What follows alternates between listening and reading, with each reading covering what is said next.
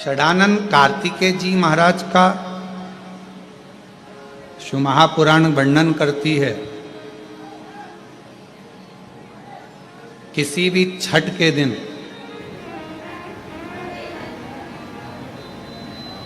चाहे अंधेरी की छठ हो, चाहे उजाले की छठ हो, किसी भी छठ के दिन अगर षडानंद कार्तिकेय जी महाराज का नाम लेकर 6 बेलपत्र और उस 6 बेलपत्र पर 6 दुर्वा,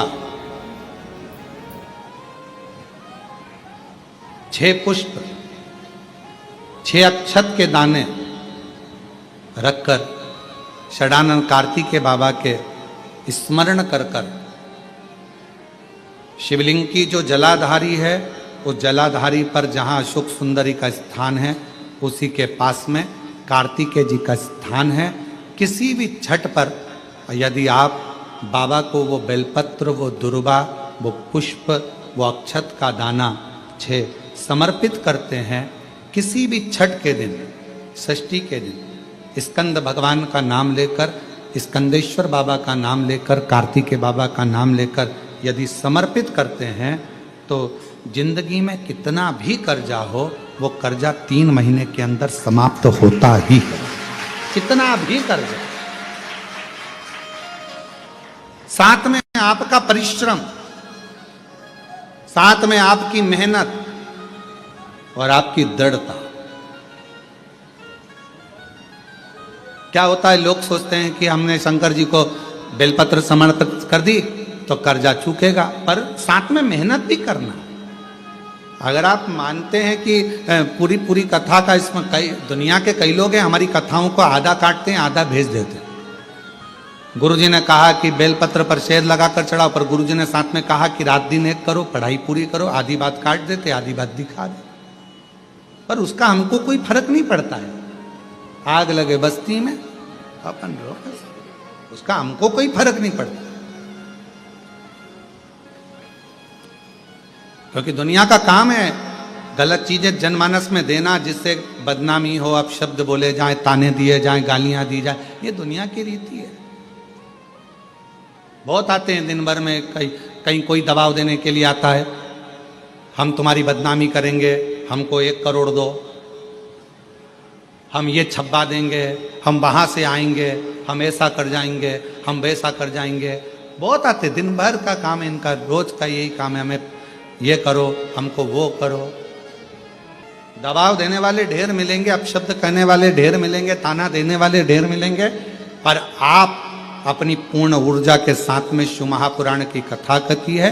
6 बेलपत्र, 6 पुष्प, 6 दुर्वा, 6 चावल के दाने और साथ में अपना परिश्रम पूर्ण करो। छठ के दिन स्कंद भगवान का नाम लेकर, स्कंदेश्वर का नाम लेकर भगवान शंकर के जलाधारी पर समर्पित करो, शिव जी से प्रार्थना करो और अपनी मेहनत को 4 चांद लगाओ। कर्जा चूकेगा जरूर, समाप्त जरूर।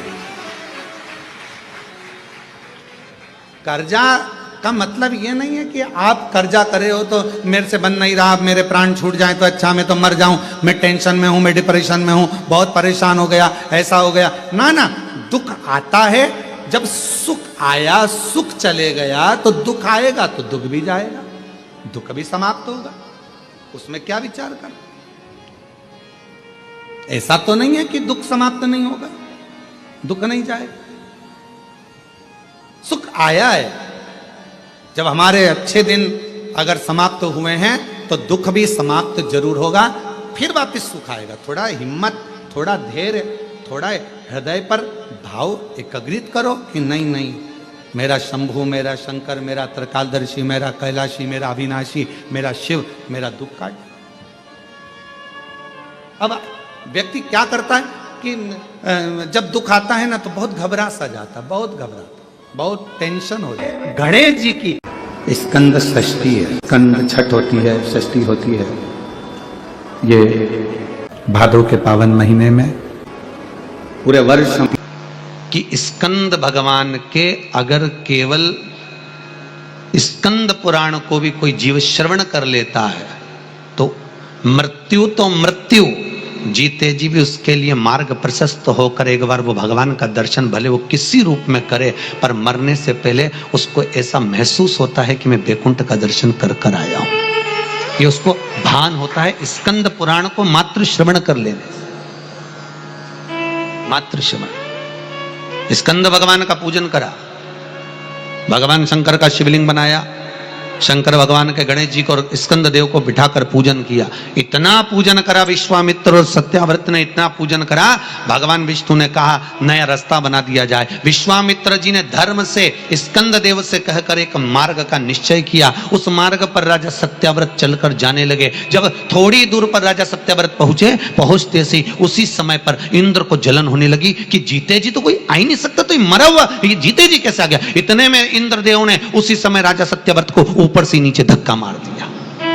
धक्का दिया, राजा सत्याव्रत नीचे आ गया। बैकुंठ के मार्ग से धक्का देकर राजा सत्याव्रत को नीचे फेंक दिया।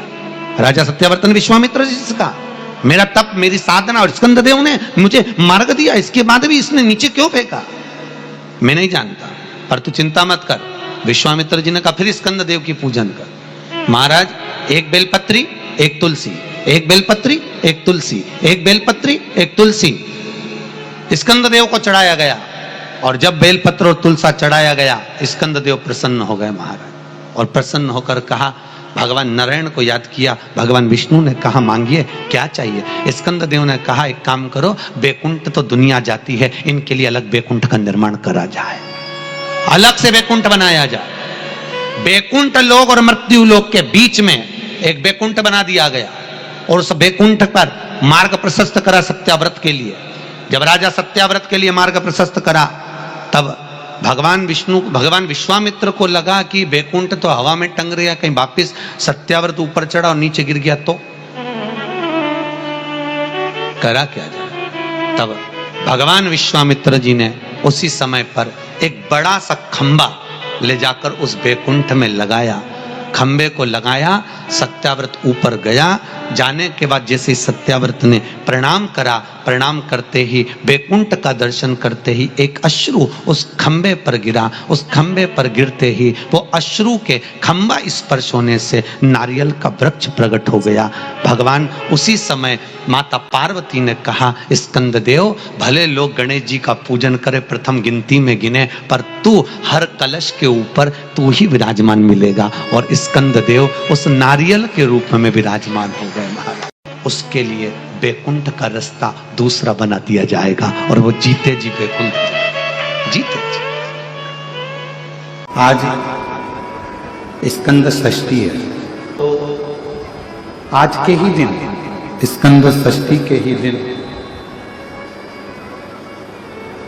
एक बेलपत्र, एक दुर्वा, एक श्वेत पुष्प, सफेद फूल, स्कंद भगवान का जो स्थान है, स्कंद भगवान का जो स्थान है, उस स्थान पर एक बेलपत्र, एक दुर्वा, एक श्वेत पुष्प चढ़ाकर जल की धार को स्कंद बाबा पे समर्पित करते हुए शिवलिंग पर अगर समर्पित किया जाता है, तो कितना भी, चाहे परिवार में विवाद चल रहा हो, चाहे परिवार में विवाद चल रहा हो, चाहे रिश्तेदारों में विवाद चल रहा हो, चाहे आपस में विवाद चल रहा हो, स्कंद षष्ठी के दिन अगर जल स्कंद भगवान का नाम लेकर समर्पित किया जाता है आज के दिन, तो परिवार में वापिस प्रेम बढ़ जाता है और परिवार टूटने से बच जाता है। इतना नियम स्कंद षष्ठी का, इतना क्रम शिव महापुराण के अंतर्गत। आप सभी बड़े धनभागी हैं, बड़े किस्मत वाले हैं और बड़े भाग्यशाली हैं। शिव जी की बड़ी कृपा आप सभी पर है। दुर्वा जो उत्पन्न हुई है, इसमें इतना बल कहां से आ गया।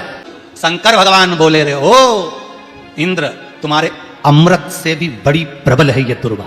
जिस समय पर अमृत का कलश निकला, उस अमृत के कलश को देवता लेकर जा रहे थे, ले जाते राक्षसों से छुड़ाकर सबसे पहले इन्होंने समुद्र के किनारे पर उसको छुपाया। उस जगह पर भगवान विष्णु की जंघा के रोम पड़े थे, जिससे दुर्वा उत्पन्न हुई थी। उस दुर्वा पर इस कलश को जब रखा, रखते ही एक देवता ने उसके उठाकर देखना चाहा, तो उसमें से थोड़ा सा भाग अमृत का नीचे गिर गया, जो दुर्वा पर पड़ गया। और आगे गए, फिर इसको छुपाया, वहां भी दुर्वा थी। फिर और आगे गए, वहां भी दुर्वा थी। सुन इंद्र, तेर को जो अमृत मिला तूने एक बार में पिया, ब्रह्मा को जो अमृत मिला वो ब्रह्मदेव ने एक बार में पिया, गरुण वरुण को जो अमृत मिला वो एक बार में पिया, पर इस दुर्वा को जो अमृत मिला वो 5 बार मिला। इसलिए पंच दुर्वा लेकर तू गणेश के पास जा और उसको दे, क्योंकि ये 5 अमृत के कुंड से भी प्रबल है। ये 5 अमृत के कुंड से भी प्रबल है। लेकर जा तू ये दुर्वा। और इंद्र ने दुर्वा दी, गणेश जी को खिलाई। जैसे खिलाई, गणेश जी के भीतर की जो अग्नि थी वो समाप्त हो गई। तकलीफ किसकी जिंदगी में नहीं आती? भगवान राम के जीवन में भी दुख आया, भगवान कृष्ण के जीवन में भी दुख आया। तकलीफ किसको नहीं आती? सबको। इसलिए किसी के दुख को देखकर कभी खुश मत हो। जरा सा किसी के ऊपर तकलीफ आई और सब लोग मिलकर चर्चा करने लगे, अच्छा हुआ, अच्छा हुआ, बहुत बढ़िया हुआ, ऐसा तो होना ही था, इसने तो ऐसा करा, अच्छा हुआ। ना ना, किसी को बीमारी आई, कभी मत कहो कि दूसरे को बीमारी आती है ना तो दुनिया के लोग सोचते हैं कर्म का दंड भोग रहा है, और खुद को बीमारी आई फिर, खुद को तकलीफ आई फिर, खुद को कष्ट आया फिर। इसलिए कभी किसी की जिंदगी में अगर तकलीफ है तो भगवान से प्रार्थना करना, बाबा इसके जीवन में दुख आया है, भले मेरा बेबी है, कष्ट है, मेरे से लड़ता है, पर बाबा दुख समाप्त करना। जब हम सर्वे भवन्तु सुखिनः की कामना करेंगे ना तो सबसे पहले भगवान सुख हमको देगा, सबसे पहले सुख हमें मिलेगा। इत्र की शीशी खोलिए, दूसरे पर इत्र लगाइए, सबसे पहले इत्र की खुशबू किसको आएगी? जम के बोलो, अपने। हमारा हाथ सुगंधित होगा क्योंकि हमने इत्र की शीशी खोली है। पहले सुगंध हमको आएगी, सामने वाले को बाद में, क्योंकि इत्र की शीशी हमने खोली है। हम जब दूसरे के लिए अच्छा बोलना प्रारंभ करेंगे तो सबसे पहले परमात्मा हमारा अच्छा करना प्रारंभ कर देगा। हेलो दोस्तों, नमस्कार। श्री शिवाय नमस्तुभ्यम। महापुराण उपाय पंडित प्रदीप मिश्रा जी द्वारा आप सभी ने सुना। इस उपाय को आपको छठ, किसी भी छठ के दिन आपको करना है, जो भी महीने में आती है छठी तिथि, उस पर आपको करना है। इस उपाय को कितना भी बड़ा कर्जा हो वो जरूर समाप्त हो जाएगा। बेलपत्री दुर्वा का ये उपाय है। हर हर महादेव। फ्रेंड्स, वीडियो अच्छा लगे तो लाइक, कमेंट, शेयर कर दीजिएगा। चैनल पर नए हैं, चैनल को जरूर सब्सक्राइब करिएगा।